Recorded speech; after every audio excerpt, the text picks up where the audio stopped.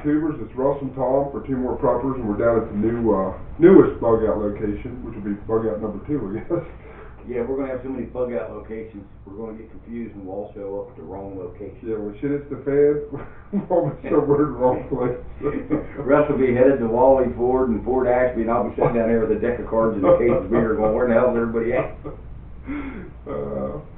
Tom and I want to talk a little bit about Doomsday Preppers, the Marauders, on there, and especially the guy that was, I guess, the head of the group. Yeah, that fat fuck that's going to go out and kill preppers. Yeah. I've seen, Russ has seen a lot of other channels talking about that, and obviously that fat fuck ain't much of a threat to some people. I think, some old lady living on a farm or something, they could overrun somebody like that. Other preppers, they probably could. They'd probably find out real quick how stupid they really are. If you have a half-decent arsenal, like some shotguns, yeah, high-powered rifles, the guy's got a vest down to here, up to here. You shoot him in the and neck, the legs. You got a gut out to here. Yeah, he's covering this much of his body and this much is hanging out, so you can pretty well lay him out with no problem. But the whole sad part of that is, there is other people out there that is capable of doing exactly what he's doing and doing it quite well. Doing a good job, yeah. You get a bunch of people that's had some kind of previous military training. Like the contractors that's in our yeah, my God, so that is a real threat. This guy's no threat to hardly anybody except for old couples and people that don't know what they're doing. I'm not even sure where the guy lives. I wish I lived down around him, because I think I could go over his house and just kick his ass. Or as soon as the shit hits the fan, they take all of his stuff. I just beat his ass. He probably ain't got nothing we would want. Yeah. He probably got a freezer full of frozen pizzas. Well, he said he only had 6 months of survival. Well, yeah, and he'd eat that in 3 days. Yeah. That's obvious. Yeah, definitely. But that's something to think about, and that's just like here at this location. Maybe later we'll just take the camera and swing it around. Let's show the new location. Yeah, Russ is still sorting through everything. We got buckets of bolts and fishing poles and construction helmets. There's a riding lawnmower over there, and we got a really good view from this window. We can see clean down to 28. The good part about that is, if something happens, we got a good view to watch the hillside. Yep. And as an added little bonus, right at the bottom of the hill there's a strip club. You never know. Bad news, Tom, it's out of business. Did they close down? Yeah, sure did. They shut them down? Yeah, shut them down. They're not open anymore. Matter of fact, they're fixing up. I don't know what they're going to turn it into, if they're turning it into something. I seen a truck down there one day and a couple guys in the parking lot. Yeah. I didn't know they was closed. Yeah, they closed. I know they was hurting because they got their liquor license taken off of them, and it was bring your own beer. Yep. You had to give them your beer, and then they charged you $2 to hand it back to you. That's how they was making their money. That's where they make some money. Not that I ever been in there. I was told these things. Yeah. True. Yeah. I've never been in there. I swear I ain't never been in there. He's just with his wife thing. So we're trying out this pot-belly stove that was down here, and he had lit it up, and it actually seems like it's doing good, and then all at once we heard a great big bang noise. Which we got that on video. We all put that in there. So we don't really know what it was. We don't know if we're going to burn the garage down or not. There was some stuff laying in the bottom, so we figured that's what it was. Yeah. So it's actually going to be a pretty cool place to hang out. We'll fix it up a little bit. Get everything organized, straightened up. Like I said, we got that riding tractor over there. We may turn that into a survival vehicle. Bug out vehicle. Yeah, we'll put a snow plow on it so we can crash through cars. Might take us 3 days to get where we're going, but we're going, baby. We're going. Probably gets 20, 30 miles a gallon. It'll be cool. Got good tires on it, man. I think that one needs some air in it. The back one definitely does. So, talk a little bit about that prepper guy. Pretty disgusting bastard. Yeah, really. Like I said, I don't know where he's at. If I was around, he was in my area, I'd just go over to meet his ass, because that's how bad he disgusts me. Or terrorize him until he cries. I don't think it would take much for him to cry. And I can't even believe that the show would even promote that. I just think that's, I don't know, it's just kind of scary. to me, that's kind of running preppers down, which I don't know if doomsday preppers want to do that or what, but. Well, I just think they try to turn preppers and survivalists into freaks. Well, they did tell him in the end that he should store more preps and actually help people instead of trying to take their stuff. So I do, think that was cool with doomsday preppers. Well, yeah, they'd have to do that probably to try to cover their ass a little bit, but in the same way, to me, they're just promoting it. Well, you got to admit though, that show was probably really a lot of people watched it because of that, because of the idiot on it. You know what I mean? Because stuff like that draws attention to the show, and that may be why they did it. First of all, I didn't get to watch it when they previously aired it, because it's on the same time that American Hoggers. And I do love me some hog hunting, and I really like that show, so I didn't get to see it. So I figured I could see it in a rerun later on. And Russ usually records everything, and I knew worst case scenario, I'd get a copy of it from Russ. But then I get on YouTube, and I see all these guys on there complaining and talking about this disgusting bastard. And that got me fired up, so I had to see it, and thank God they had showed it back on just the other night there. I think it came on at 1 in the morning, yeah. 1 o'clock, and I'm sitting there on my couch. I'm watching this big ass freak, and I'm like thinking, I wish he was in my neck of the woods, because I'd just go down there and smack him around. I mean, that guy's nothing but troll. Yeah. Nothing but. And I don't understand. I think they said he had 15 acres. Where'd he get that from? I mean, the guy don't look like he worked a day in his life. No. And then that guy, his cousin, yeah. He looked like he was legally retarded. Yeah. And they're going to go around and kill people. Backwoods inbred. Yeah, there's something going on there. I think his wife was actually his mother's cousin's brother's sister. So, one of those cases. That could be. Yeah. He's going to operate on his wife to take Oh, the baby yeah, and shit at the fan situation. Yeah, how sterile is that going to be? I don't care how much plastic you got inside of a barn. Yeah, I agree. I mean, that's an infection just waiting to happen.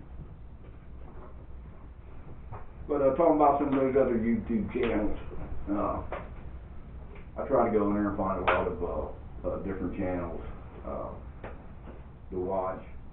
A couple of them, I'd like to put a shout out to the One-Eye Patriot. I really like that guy. Very patriotic person, puts out good videos. If you happen to see this, kudos to you, buddy, because I really like you. And another one, offhand, Jayhawk, USMCR. I really like your channel. I watch all your stuff. I see you're making some paracord stuff and selling it. And I thought I heard you say in one of them you're starting to mess around with kayaks, making stuff. I'd like to see some more videos on that kind of stuff. That kayak stuff's pretty cool. And it's like everybody, did you ever see anything about it? That kayak? Yeah. Yeah, nice. I mean, it seems like it's pretty easy to work with. Yeah. You can make some nice stuff out of it. Yeah. And I want to do a couple shout outs. I want to do a shout out, one of Tommy and I's favorite guys, and that's Southern Prepper One. Oh, yeah. He's the man, and I love Really Big Monkey. I mean, this guy is excellent. Tom says he likes him, but the guy makes really long videos, and he don't get to watch them all, because like me, just before I go to bed, I'll watch him for an hour, 2 hours every night. I love the guy. Well, you got to, because his videos are hey, that's what I'm there for, 50 buddy. minutes long. And they're really informative. That's what I like. I mean, the guy's excellent. So that's my two. But Tommy really does Southern Prepper One. Yeah. I especially like Really Big Monkey. And another thing I can't figure out. Me and Russ trying to build this channel up. You know, we're the first one to tell you we're not real big experts on anything and everything. And we're learning at the same time we're trying to teach you. We're constantly learning. And we're enjoying it. It's fun. You know, just like people say to me, what if you do all that preparation for stuff and nothing happens? Well, first of all, you really don't want nothing to happen. And in the meantime, with the preparedness and you go out and you buy yourself stuff that you probably wouldn't normally buy. I mean, it's just a cool thing to do. It's almost like a hobby, but it's a good hobby because it's very possible that's going to save your life. And believe you me, something's going to happen. Whether it may not be something long term, just like 3 years ago when this big storm came, everybody was out of power for a week. Yeah. You know, the store shelves they had nothing in there. You know what I mean? And that was just in a matter of days. And Paul and I ran off the generator the whole house, and of course we had food and stuff like that, but that was a shit at the fan situation for a week. Hey, I remember was it back in the late 70s or the early 80s when the truckers went on strike. When the truck drivers went on strike. Here in this town, we've always had a good little bunch of markets. That was about 82 or 83. Yeah, something like that. We got a lot of markets in this town. And I want to tell you something, when those trucks stopped rolling in, it was a mess at the market, and I'll never forget. Me and my brother, we were with my mom, and we was at the A&P market. We're back there, and there's one pack of bologna. Davey literally grabs it out of some woman's hands and takes off running with it. I mean, that's how bad it was for food. Wow. And so you talk about preparing and everything, there you go. If you have a year's worth of grocery in your house, you don't have to worry about that stuff, because it could get ugly out. Just going to the store, it can get ugly. Oh yeah, definitely. Just like as soon as the snow comes, or they claim the snow's coming, the shelves are bare at market. And that's no lie. You can check it out, Martin's, anywhere you go. Soon as some weather station says anything about snow, winter storm advisory, this town freaks out, and everybody runs to the market. Bread and milk. Bread, milk, and eggs. Yep. I mean, I don't understand what they do. I mean, what else can you do? You know, you go home and what, drink milk and eat bread? I know that. Yep. I mean, if I'm going to buy food to hold me over a couple of days, I don't care about bread and milk. Right. Well, I like my bread with a sandwich, but as far as the eggs and stuff... Yeah, it ain't much of a sandwich without the bread. Yeah. Oh, Jesus. Well, we're bringing the bees to life. That's it. Where'd it come from? Probably bees messed up. Well, it came right out of the floor there. Did it come out of the floor? Looked like it did. Now you're starting to see Turtle Man style live action right here in this garage. He did, Tom. He gone. He history, man. He out of here. Kill him? He gone. Good. Yeah, he's dead, yeah. I think it was a killer bee from Mexico. It's killer bee now. I think I just killed the killer bee. Thank God for screwdrivers. Yeah. Oh, you can sit back down until the next bee comes out. I'm taking my jacket off. Let's get warmish in here. That thing works. It ain't that warm, Russ. You think not? I'm not. I'm an old man. I'm cold all the I'm an old man too, but I'm not cold.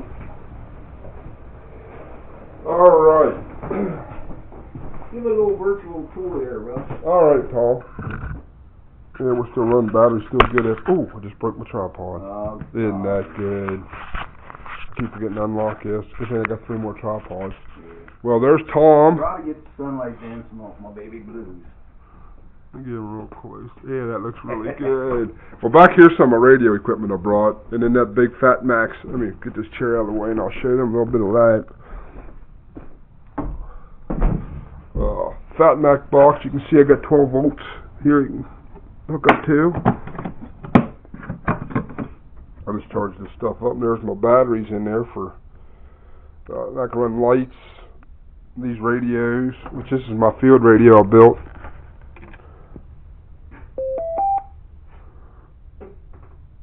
The field radio I built.